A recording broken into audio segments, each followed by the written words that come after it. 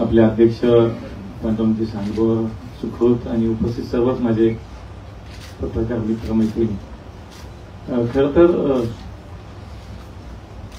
खासदार आणि मग मंत्री आणि मग हा सगळा प्रवास इतक्या कमी दिवसाचा असा काही अजूनही विश्वास याच्यावरती काही बसत नाही. आणि आज शपथविधी झाला आणि मग 1.5 दिवसाची सुट्टी मिळाली म्हणून आज आपल्याकडे पुण्याला सगळ्यांना आज एक भेट होईल. आणि त्यातच पुण्याला आलो ना आपल्या सगळ्यांना नाही भेटलो मग कार्यक्रमच होईल म्हणून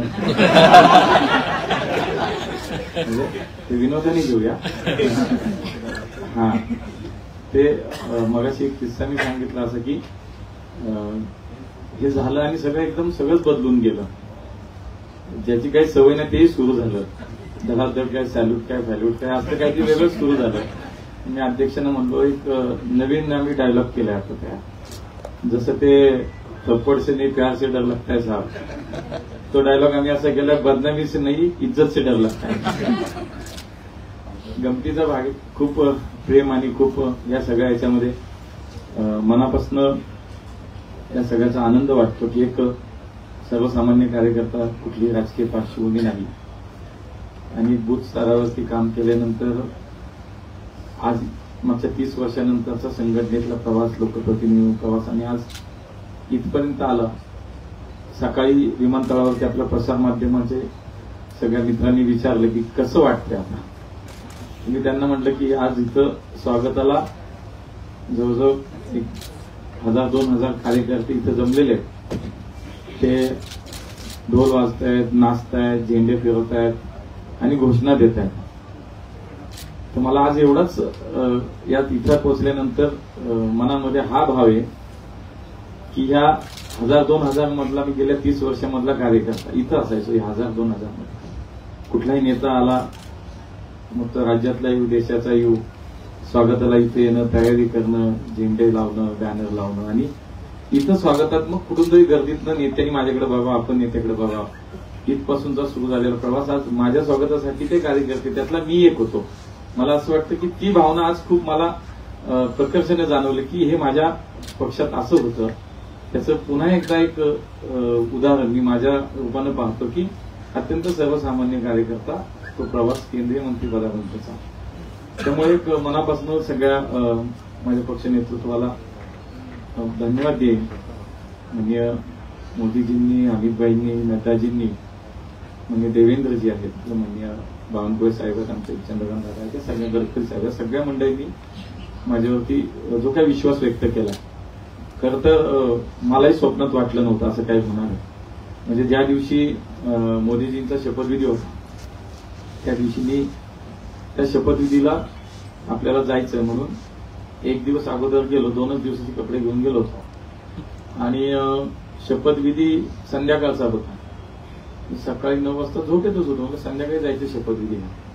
9 वाजता नड्डा साहेबांच्या पीएचा फोन आला आणि तो आमचा त्याचं नाव बघायचं तर त्याचा फोन आला म्हटला की साहब को बात करणे आपसे.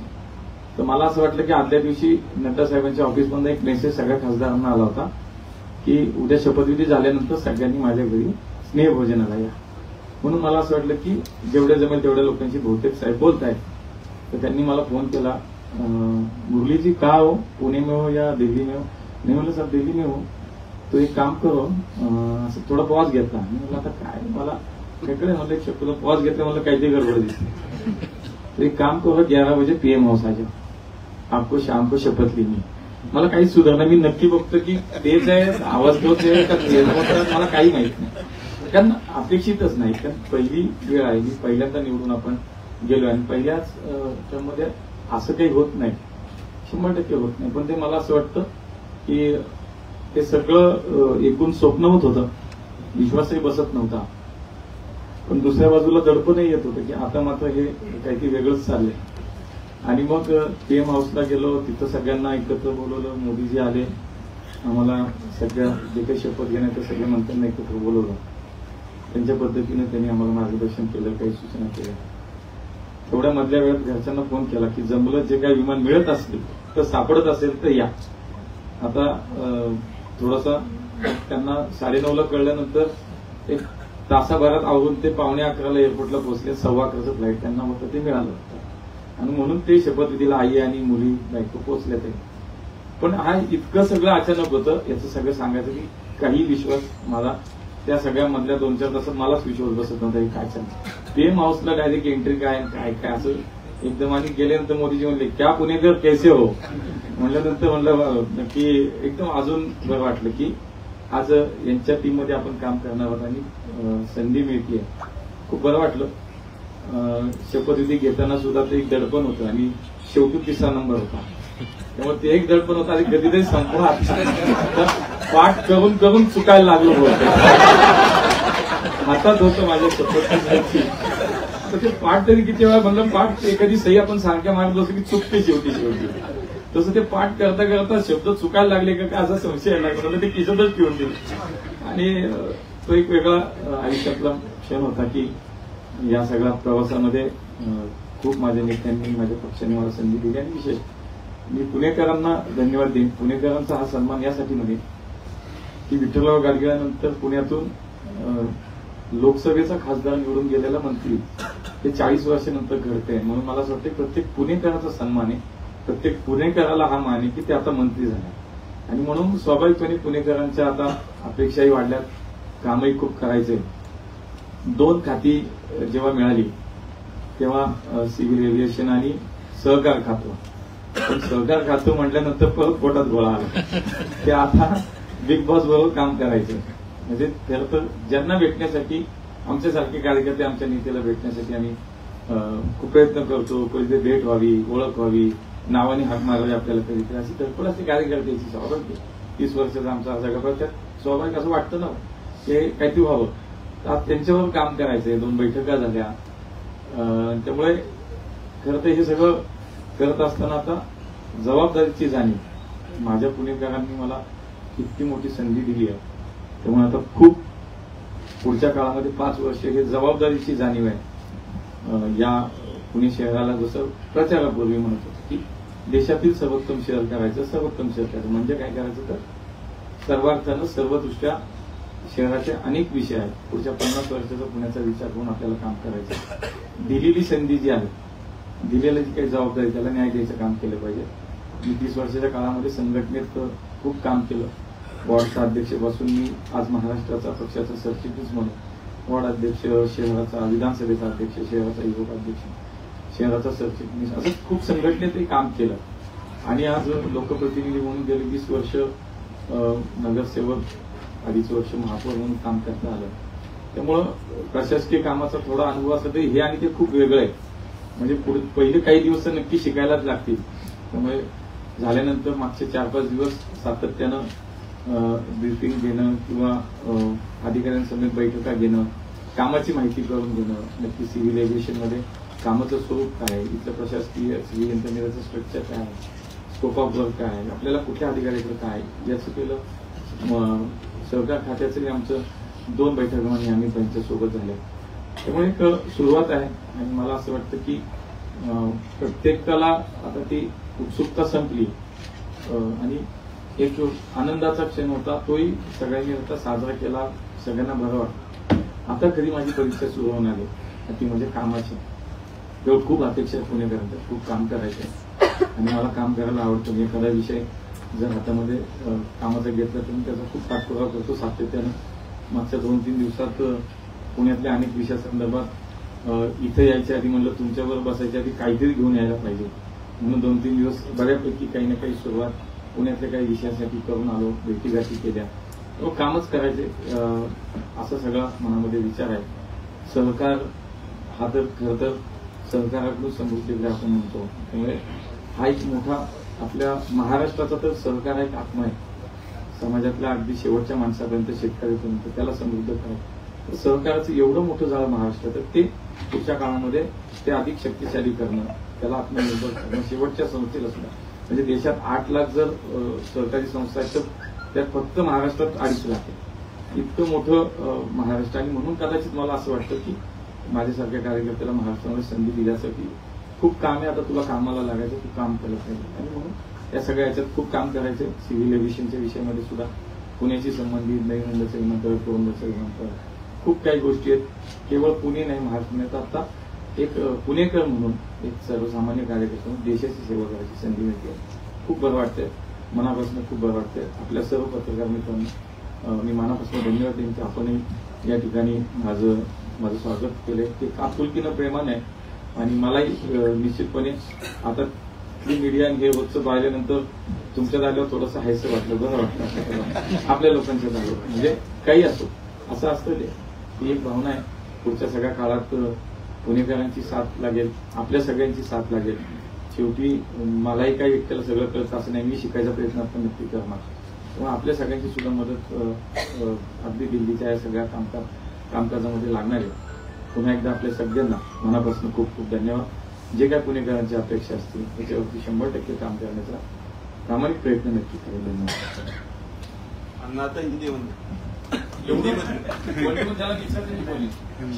प्रश्नोत्तराला आपण सुरुवात करू. प्रश्न कोणाचे काय? अण्णा, जेव्हा तुम्ही सहकार राज्यमंत्री म्हणून चार्ज स्वीकारला तेव्हा अमित शहाबरोबर नेमकं काय बोलणं झालं, त्यांनी काय सांगितलं, त्यांच्यातला संवाद काय होता?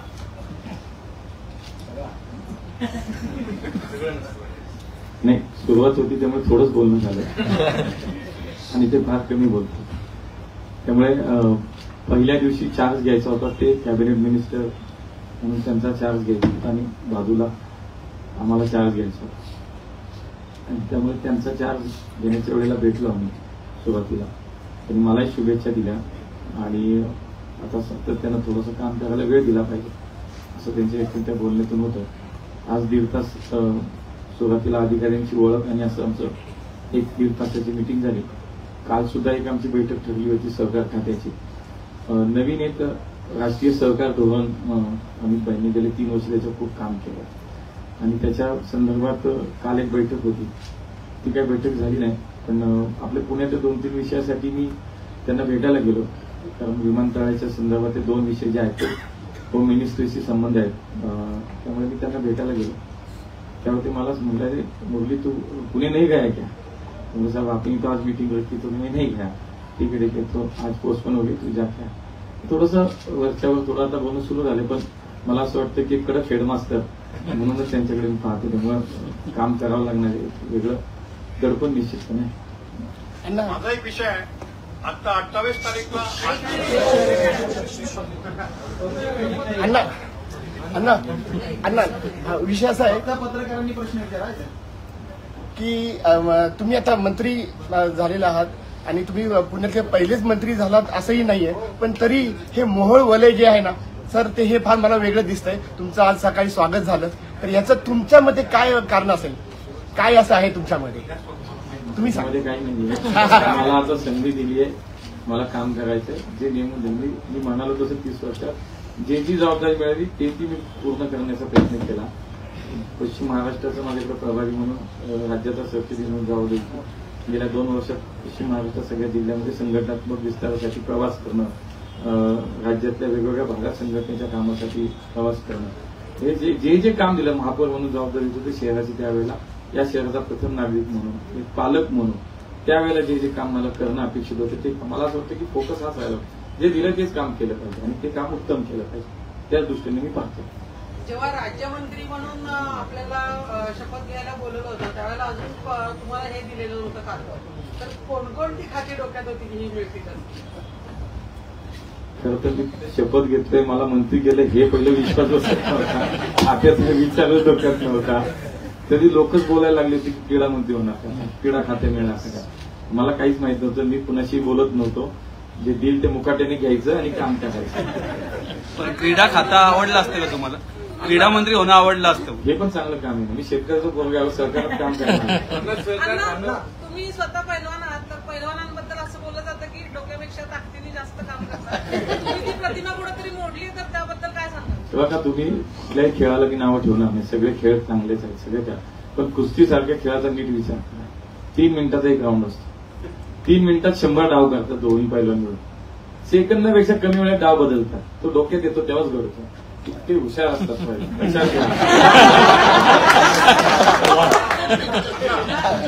पैलवानाचं उदाहरण दिलं, याच 3 मिनिटात अण्णांनी पुन्हा कुणाला चितपट केलं असं समजायचं आहे. असं काही माझी भावना नाही. मी अत्यंत साधा सरळ कार्यकर्ता आहे. लक्षात म्हणून हा. त्यामुळे कुस्तीचा आणि याचा कुठेही संबंध येत नाही. जे दिलंय ते करूया. 2 राज्यमंत्री आहेत, 2 राज्यमंत्रीपद आहेत, तर त्याच्यात असं काही बायफर्गेशन अजून नाही झालं, पण ते होईल. एक हरियाणाचे आहेत जे मागचे 10 वर्ष मंत्री आहेत. म्हणजे मोदीजींच्या सरकारमध्ये मागचे 10 वर्ष ते एमओएस म्हणूनच काम करतात. सिनियर लीडर आहेत हरियाणाचे. ते राज्यातही मंत्री होते. आताही 10 वर्ष ते केंद्रीय राज्यमंत्री म्हणून वेगवेगळ्या खात्यांमध्ये त्यांनी काम केलंय. त्यामुळे कामाचं वाटप अजून नाही, पण मला असं वाटतं कदाचित पुढच्या काही दिवसामध्ये ते नक्की होईल. सिविल एविएशन मिनिस्टर के तौर पर आपकी प्रायोरिटीज क्या होगी अन्ना, देश नेशनल लेवल पर अगर बात करें तो? नेशनल लेवल पे तो अभी तो शुरू हुआ है. मैंने चार्ज लिया है, बहुत कुछ काम करना है. तो मेरी प्रायोरिटी तो देश के लिए काम करना है, देश की सेवा करनी है. लेकिन पहले तो मुझे पुणे और महाराष्ट्र में जो कुछ 2-3 इश्यूज सामने है उस पर काम करना है. एक हमारा पुरंदर का एयरपोर्ट है, उस पर काम करना है. नवी मुंबई का एयरपोर्ट जो चल रहा है उसको गति से पूरा करना है. और हमारे पुणे का जो एयरपोर्ट है उसका रनवे का एक्सपेंशन हो, या जो हमारा टर्मिनल अभी बन के पूरा हुआ है उसको शुरू करना है. 2-3 पहले इश्यूज मेरे सामने है और उसके लिए मैं पिछले 4 दिन से बहुत काम वहाँ पे किया है. तो बाद में मैं बताता हूँ. पुरंदर एअरपोर्टचं ऑफिस होतं इथं पुण्यात, ते बंद केलं. मागच्याच आठवड्यातली घटना आहे. पुरंदर एअरपोर्ट भूसंपन्नासाठी एक ऑफिस इथे समन्वय ऑफिस आहे. पुरंदर एअरपोर्टचं पुरंदरच्या बाबतीत खूप चांगली माहिती मी तुम्हाला 2 मिनिटात देतो. झालं तसं आहे माझ्याकडे आणली. आणि सकारात्मक सगळं आहे. आपलं सहकार राज्यमंत्रीपद मिळालंय. पश्चिम महाराष्ट्रामध्ये म्हटलं तर आपलं फक्त एक मंत्रीपद आहे आणि पूर्ण पश्चिम महाराष्ट्र पत्तावळीचं सगळं सहकाराचं हे म्हणून ओळखलं जात आहे. तर आता या खात्याला आपण जेव्हा पदभार स्वीकारला किंवा आता इथून पुढे विचार करतो तर आपल्याला कुठली आव्हाने वाटतं की इथे काम करतं? मी म्हणालो तसं की खरं तर सहकाराची पाळंमुळं अगदी खोलपर्यंत गेली आहेत आपल्या इकडे, आपल्या राज्यामध्ये. इतक्या मोठ्या संस्था आहेत, साखर कारखाने आहेत, संस्था आहेत, दूध डेअरी, हे सगळ्या याच्यामध्ये खूप मोठा व्याप आहे आपल्याकडे. आणि म्हणून काम पण अधिक आहे. मला असं वाटतं की आता आपण नेहमी म्हणतो सहकाराकडून समृद्धीकडे, तर खरं तर हे नवीन जे धोरण होतंय त्या धोरणाच्या माध्यमातून केवळ महाराष्ट्रच नाही, मला असं वाटतं देशामध्ये सुद्धा की आपलं जे काही सहकार आहे, सहकाराच्या माध्यमातून समाज समृद्ध करणं, अशा पद्धतीनं खूप चांगल्या रचना, काही चांगले विषय त्याच्यामध्ये आणलेले आहेत. मी आज नाही सांगणार, पण ते मी त्याचं काही गेले 2 दिवस अभ्यास करतोय, वाचतोय. तर पुढच्या काही दिवसामध्ये ते धोरणही जाहीर होईल, राष्ट्रीय सरकारी राष्ट्रीय धोरण. त्यामुळे त्याच्यात खूप काय आहे. आणि शेवटी बघा, सहकाराच्या माध्यमातून दूध डेअरी असेल, विविध कार्यकारी सोसायटी असेल, जिल्हा बँक असेल, पतसंस्था असेल, याचं इतकं मोठी ताकद या राज्यामध्ये आपल्या, तर त्याला समृद्ध करणं, त्याला ताकद देणं. त्या छोट्या छोट्या घटकाला जर समृद्ध केलं तर खालचा शेतकरी, खालचा त्याचा लाभार्थी जो तो अधिक सक्षम होईल, तो आत्मनिर्भर होईल. या दृष्टीनं खूप काही गोष्टी त्याच्यात आपल्याला या थोड्याशा ह्याच्यात काही सांगता येणार नाही. त्याला खूप काही गोष्टी आहेत, त्या सविस्तर एकदा आपण नक्की भेटू. याच सहकार्यावरती राज्यात काँग्रेस आणि राष्ट्रवादीचं वर्चस्व आहे, आपल्याला माहिती आहे. तुमचा पक्ष भाजप असं नाही आता काय राहिलं बाबा. मी तुम्हाला सांगतो, आमच्या सोसायट्या किंवा आमच्या नेत्यांच्या कारखाने, जिल्हा बँक तुम्हाला मी लाईनीने सांगू शकतो. आज आमच्याकडं आमच्या पक्षाचे नेते असतील, म्हणजे अजितदादांचे असतील, शिंदे साहेबांचे, प्रत्येकाच्या नेत्यांचे किंवा तिथल्या कार्यकर्त्यांच्या सगळ्या त्याच्यामध्ये संस्था आहेत. साखर कारखाने आहेत, जिल्हा बँक आहेत, पतसंस्था आहेत, दूध संघ, जिल्हा दूध संघ आहेत. खूप मोठ्या संस्था, मोठ्या संख्येनं हे आमच्याकडे आहे. त्यामुळे आता हे पहिल्यासारखं आता राहिलं नाही की त्या संस्था म्हणजे फक्त एक विशिष्टच काही मंडळांची मनोबल, हे संपला. ज्या पद्धतीने एसटी असेल, रेल्वे असेल, पत्रकारांना कोटा असतो, डायरेक्ट झाला पहिला मला काय कोटा एकदा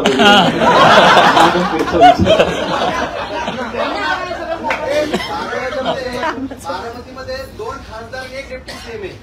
त्या कोथरूडमध्ये 2 खासदार आणि 1 मंत्री आहे. बॅलन्स कसा साधणार?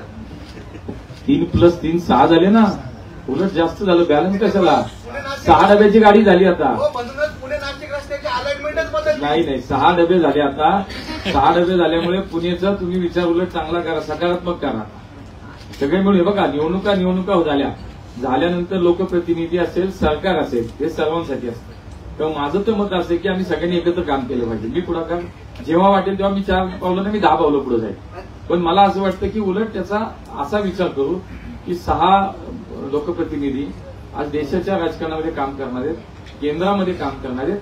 त्यामुळे पुणे जिल्ह्यासाठी, महाराष्ट्रासाठी खूप काही चांगलं करू शकतो असं करू. सरकारच्या बाबतीत पवारसाहेबांची भेट घेणार आहात का? कारण सरकारात ते खूप वर्ष झाले ज्या वेळेला मला असं वाटेल की खरंच मला एखाद्या विषयावरती काम करायचं आणि मला काही लोकांना भेटायचं, ज्याच्यामध्ये मला चांगली माहिती आहे, मला भेटायला काहीच अडचण नाही. सर्वसामान्यांना परवडेल अशी विमानाची तिकीट असेच नाही.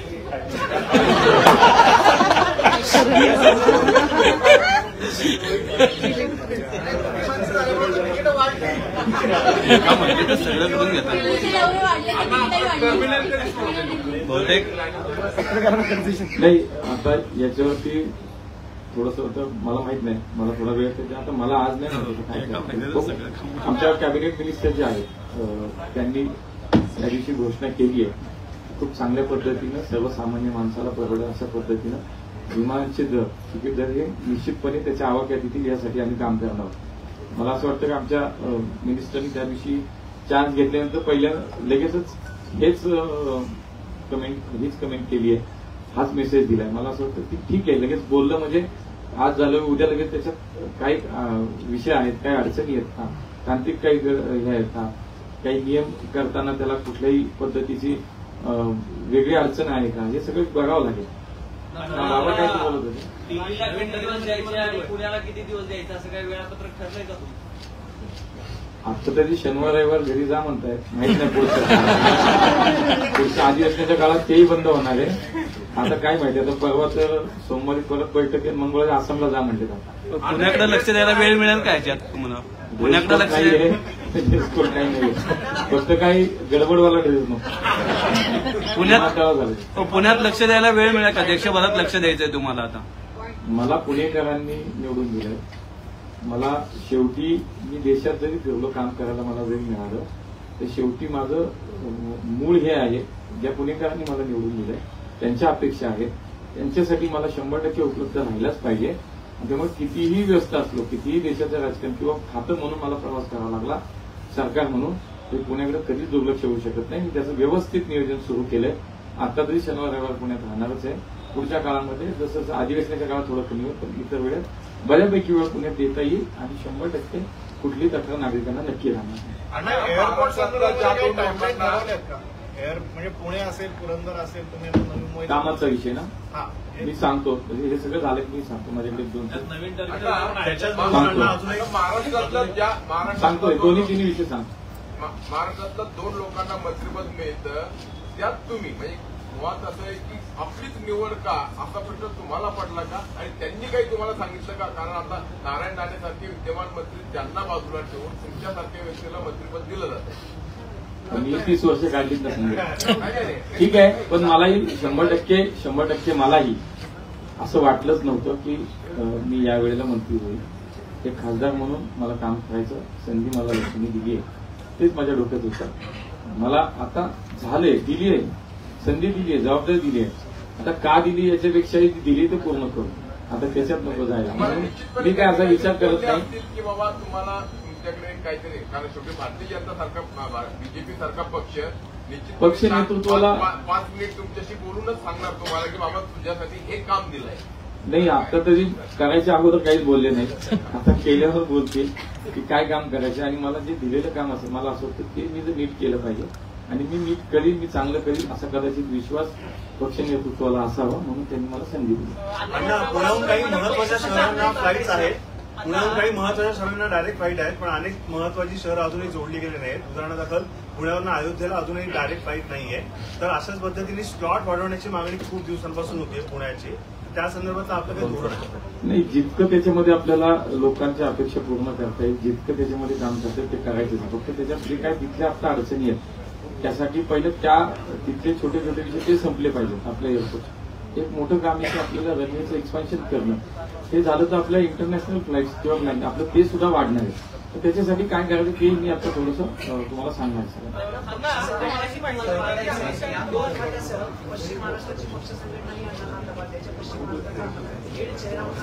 नाही, मूळ तर कार्यकर्ताच आहे, माझं फील्ड कार्यकर्त्याच आहे.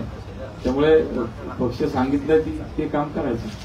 उद्या म्हणाले की संघटनेचं काम करायचं, संघटनेचं काम. आता अमित शहानी तुम्हाला महाराष्ट्रामध्ये भरपूर काम करायचं असं सांगितलं, अशी आम्हाला माहिती भेटली.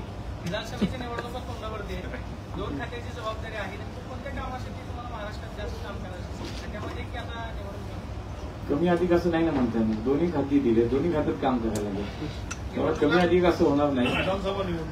मग दोन्ही खात्यांना न्याय दिला पाहिजे, दोन्ही जबाबदारीने न्याय दिला पाहिजे. असं काय होत नाही की तुम्ही ह्याच्यात जास्त करा नाही. त्यामुळे दोन्हीकडे काम करायला लागेल. महाराष्ट्रात नवीन विमानतळ करण्याचा मी तुम्हाला देतो ती माहिती सगळी. करण्याचं म्हणजे आता तर 4 घेतल्याला 1च दिवस झाला. हा, 4 तर 1च दिवस झाला 4 घेतलेला. त्यामुळे आता थोडं तुम्ही फार काही पुढचं रोज आठवड्यानं भेटत जाऊ. फक्त पहिले पुण्याचं काम करणं होतं, आता मंत्री म्हणून देशाचं काम करायचं. 100% करावं लागणार आहे. तुमच्या समक्ष साक्षीनं करणार आहे, काळजी करू नका. पुरंदरच्या विमानतळासंदर्भात ज्यावेळेला खरं तर चार्ज घेतल्यानंतर प्रामुख्याने 3 विषय समोर आले. पुरंदर, एक नवी मुंबई आणि आपलं विमानतळ जे पुण्याचं आहे. त्या प्रत्येक ठिकाणचे विषय वेगळे होते. तर पुरंदरचा विमानतळ जो विषय होता त्याची थोडी हिस्ट्री आपल्या सगळ्यांनाच माहिती, मी काय फार खोलात जाणार नाही. 2018ला Maharashtra airport development company limited, म्हणजे ज्याला आपण MADC म्हणतो, यांनी या ठिकाणी केंद्राकडे प्रस्ताव पाठवला होता.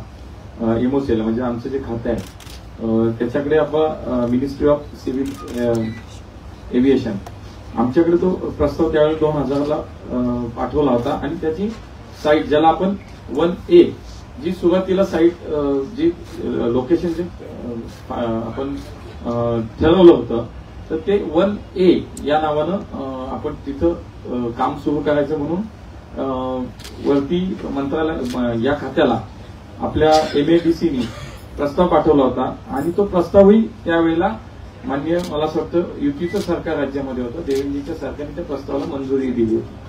परंतु 2021चं सरकार बदलल्यानंतर महाराष्ट्र राज्यातील सरकार बदलल्याने त्यांनी जागा बदलण्याचा निर्णय घेतला.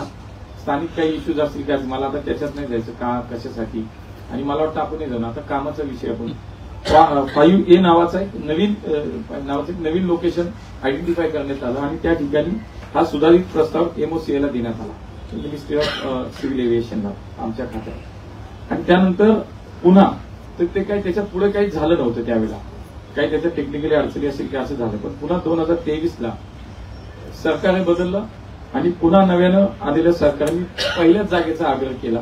1Aच्या जागेचा प्रस्ताव परत पाठवला गेला. मे 2024ला MODनी सुद्धा या ठिकाणी MADCला 1A साठी NOC दिली. म्हणजे MODचं सांगितलं जात होतं की मिनिस्ट्री ऑफ डिफेन्सचे अडचणी आहेत, काही आक्षेप आहेत, त्यांचे काही NOC लागतील.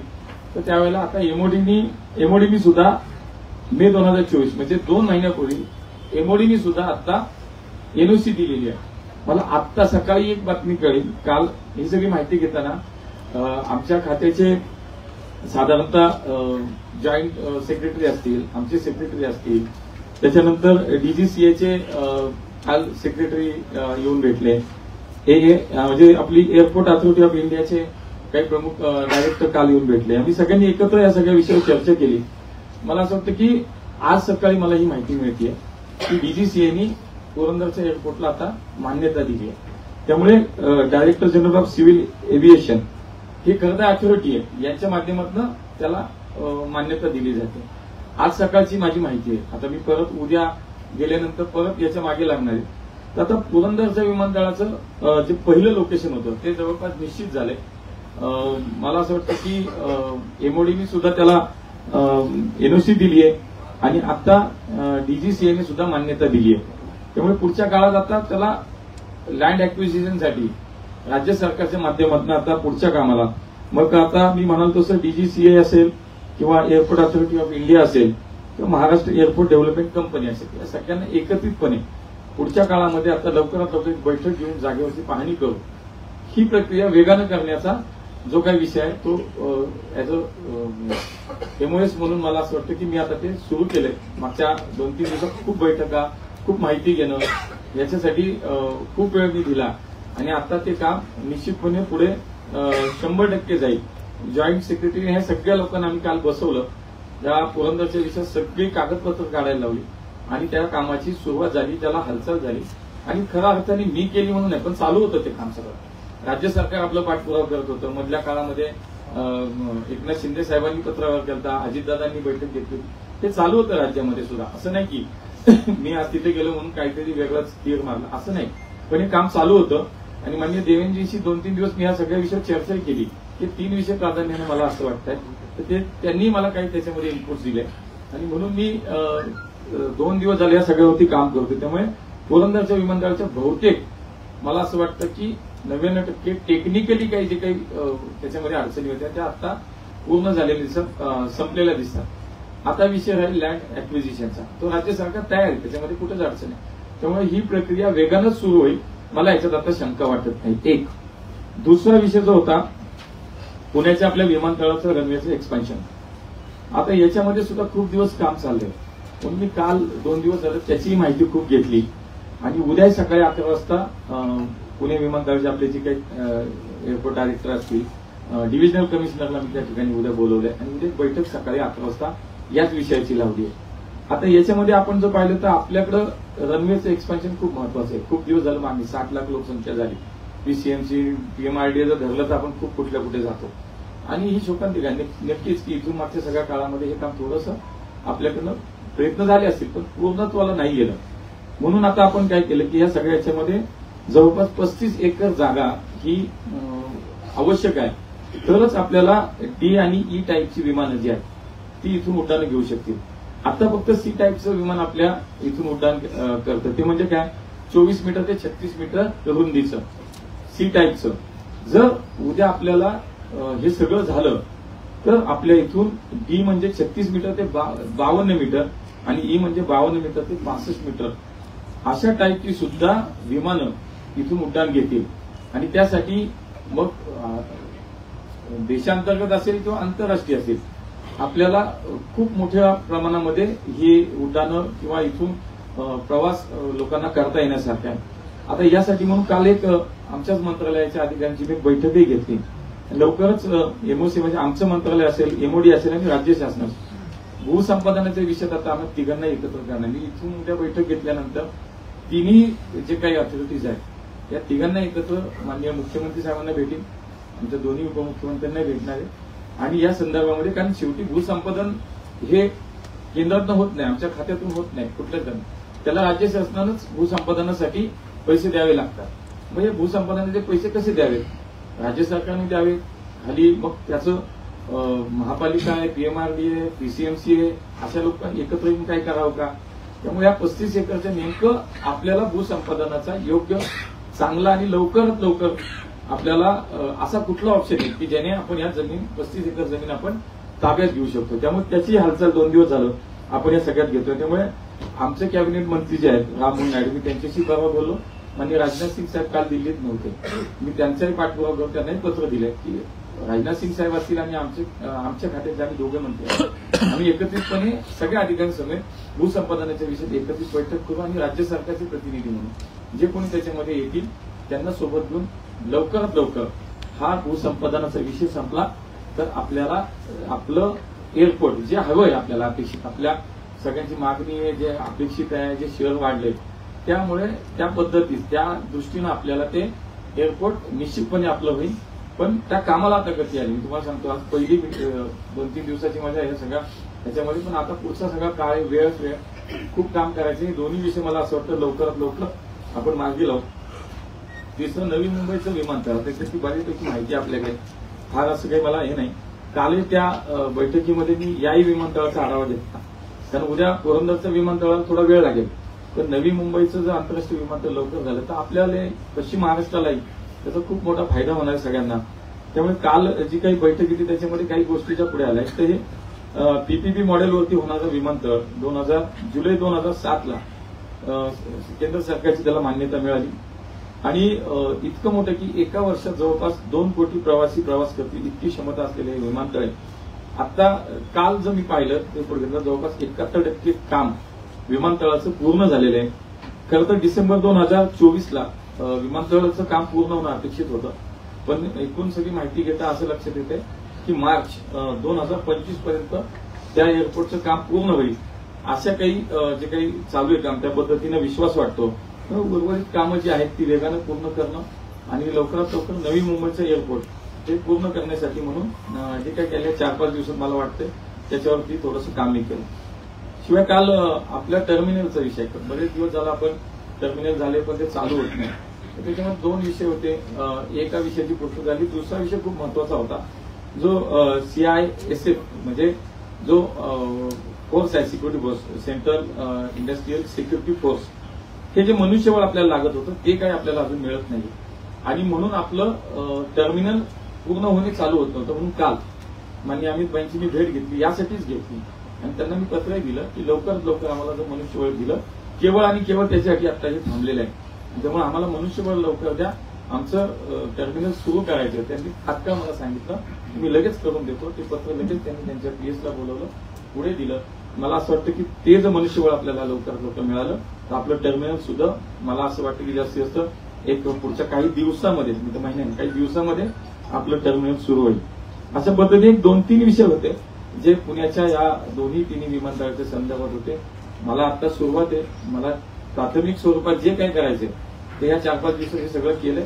आता खऱ्या अर्थानं ते त्याचा पाठपुरावा करणं, ते काम पूर्ण करून घेणं. पुरंदरचं विमानतळ आहे, आमच्या विमानतळाचं रनवेचं एक्सपेन्शन आहे, नवी मुंबईचं विमानतळ पूर्ण करणं असेल. शिवाय राज्यातल्या अनेक जिल्ह्यांमध्ये या विमानतळाची त्याची मी माहिती मागवली आहे. ती काय मला काल घाईत होता त्यामुळे मिळालं नाही, पण राज्यातल्या वेगवेगळ्या जिल्ह्यांमधली जी विमानतळांची मागणी आहे, काही काम सुरू झालेत, काही कामाचे प्रस्ताव आहेत, अशी सुद्धा सगळी माहिती गोळा करतोय. आणि आपल्या राज्यातल्या सुद्धा ह्या विमान सेवा त्या एकमेकाच्या सगळ्या आपल्या जिल्ह्यांना आंतर जिल्ह्यांना जोडणाऱ्या असतील किंवा काही ठिकाणी आपल्याला चांगली सेवा अजून चांगल्या पद्धतीने देतात याच्यावरती सुद्धा पुढच्या काळामध्ये निश्चितपणे काम करता येईल. पण मला असं वाटतं की सुरुवातीच्या काळामध्ये जे काही तुमच्या होते मला वाटतं ते रोल बंद करणं महाराष्ट्रामध्ये समोरची सगळ्यात मोठी आव्हान आहे. कुठल्या फाईल्स साफसफाईच्या दृष्टीने तुम्ही अभ्यासाला घेतलेल्या साफसफाई कारण इथले जसे सिव्हिल एव्हिएशनचे तुम्हाला डेव्हलपमेंटच्या मी मागाशी म्हणालो तसं राष्ट्रीय सहकारी धोरण लवकरच जाहीर होईल. त्याच्यासाठी माननीय अमित भाईंनी गेले 3 वर्ष खूप काम केले आणि स्वतः त्यांचा रस सहकारामध्ये खूप आहे. म्हणजे खरं तर सहकार मंत्रालय वेगळं करणं हे त्यांना सुचणं, ही कल्पना प्रत्यक्षात आणणं, 3 वर्षात त्या मंत्रालयाला इतकी ताकद दिली आहे, त्यांनी इतकं समृद्ध केलंय. मी तुम्हाला सांगतो की मी आता तुम्हाला ते हळूहळू सांगेल कारण सुरुवातीला मला समजून द्यावं लागेल. तर एक आहे की याच्यामध्ये सगळं आपण जर पाहिलं तर तळागाळातली जी काही सहकारी संस्था आहे, सहकारी चळवळ आहे, ही सक्षम आणि मजबूत करण्यासाठी मला असं वाटतं की या पॉलिसीचा उपयोग होईल. ती पॉलिसी समोर आली ना की मग तुमचे सगळे प्रश्न संपतील. 3 महिन्यापूर्वी शर्मा ज्यावेळेस सहकार मंत्री होते त्यावेळेस त्यांनी जाहीर केलं होतं की सहकार धोरण राज्यमंत्री होते त्यावेळेस आचारसंहितेमुळे थांबलं होतं. आता आचारसंहिता असल्यामुळे थांबलं होतं. निवडणुका झाल्या, चार्ज घेतल्या अमित भाईंनी त्या दिवशी पॉलिसीच्या विषयावरती मिटिंग लागली आणि त्याच्यावरती आता चर्चा सुरू आहे. लवकरच ते धोरण जाहीर होईल. पुण्यामध्ये विद्यापीठ करायचं सरकार विद्यापीठाच्या विषयातही मी बोललो.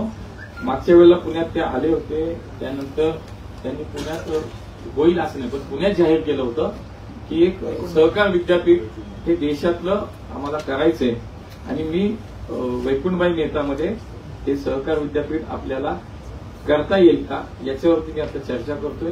त्यांच्याशी मी वेळ मागितली आहे पण जे काय होईल पण वैकुंठबाई मेहता जी आपली इन्स्टिट्यूट आहे ही त्याच्यामध्ये निश्चितपणे विद्यापीठ पुण्यात झालं काय आणि इतर पुढे पण त्याच तोडीचं त्याला दर्जा मिळेल, त्याच तोडीचं त्याचं स्टेटस राहील यासाठी तर 100% मी प्रयत्न करतो.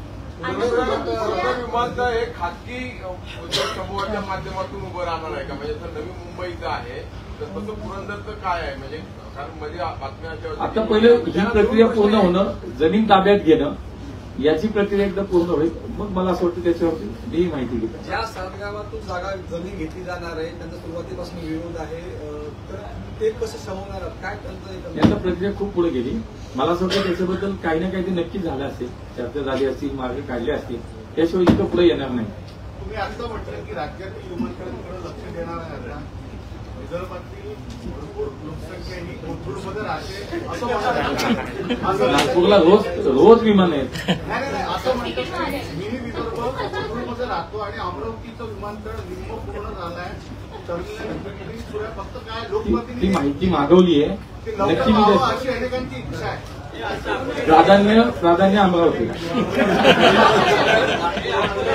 अण्णा तुमच्या या दुसऱ्या खात्याबद्दल फार भरभरून बोलताय, नागरी उड्डाण बद्दल, पण सहकार त्या तुलनेला थोडं धाडसाचं तुम्हाला वाटतंय का? म्हणजे जेव्हा 2 खाते मिळाले तर थोडं धाडसाचं वाटलं का? उलट मला असं वाटतं तिथं शिकायला खूप आहे आता.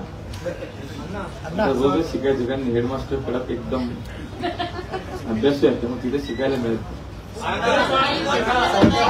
किमान विक्री 42 रुपये प्रति किलो करावा. थोडं हळूहळू एका दिवशी सगळं संपूर्ण कसं पुढच्या आठवड्यात आलं भेटू.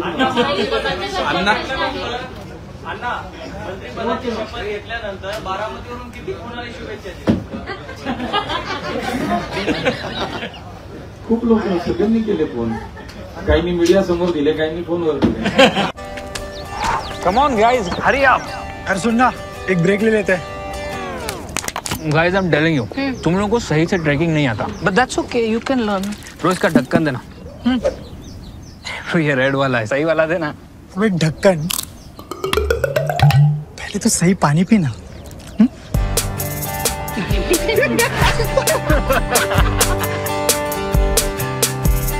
Manikchand Oxyrich, proudly Indian.